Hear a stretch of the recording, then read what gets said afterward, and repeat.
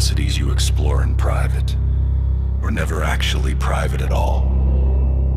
Imagine an app that promises to strip away the clothes of others.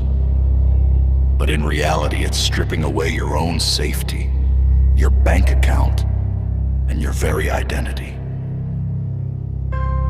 You think you're the one in control of the algorithm, but the algorithm is the one holding the knife.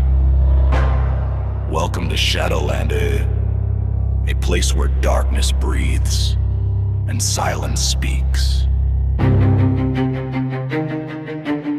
Tonight, we pull back the curtain on the Nudify gold rush, a digital underworld where millions of users are lured by the promise of illicit AI, only to find themselves trapped in a web of malware, extortion, and data harvesting that never sleeps. Stay until the end if you want to know what these apps are really doing while you think no one is watching. The glow of the smartphone screen was the only light in David's apartment. It was 2 a.m., that liminal hour where the world feels small and morality feels flexible. He had seen the ad on a social media sidebar, a revolutionary AI tool that claimed it could see through layers. Curiosity, fueled by the isolation of a quiet Tuesday night, led him to click. The app wasn't on the official store. He had to bypass 3 security warnings to install the beta version from a shadowy third-party link. He uploaded a photo, a simple, public picture of a girl he went to college with. The screen displayed a loading bar, analyzing, rendering.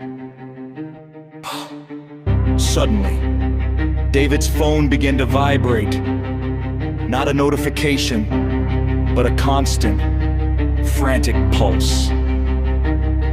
The screen flickered. The Nudify interface vanished, replaced by a command prompt scrolling lines of red text at blinding speed. David tried to close the app, but the home button was dead.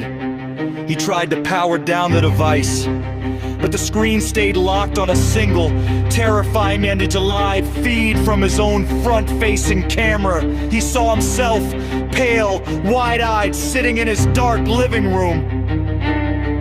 A text box appeared over his face. Accessing contacts, accessing banking, accessing photo gallery. The realization hit him like a plunge into freezing water. The app hadn't been processing the photo he uploaded. It had been using that time to crawl through his entire digital life. It was a Trojan horse, and he had invited it past the gates. The vibration stopped. The phone went silent. David sat in the dark, his breath hitching in his chest. For a moment, he thought it was over. Maybe it was just a glitch, a scare tactic. He set the phone on the coffee table, his hands trembling. Then his laptop on the desk across the room whirred to life. The webcam light on the laptop turned to steady, predatory green. A message appeared on his monitor, large and bold. We have the photos of your sister. We have your mother's address. We have your work login. Pay 5,000 in Bitcoin, or we start the undressing on your own family's social media accounts. The why me didn't matter anymore. He had traded his safety for a moment of base curiosity, and now the shadows were demanding their due. The app wasn't stealing images of strangers. It was stealing the leverage it needed to ruin his life.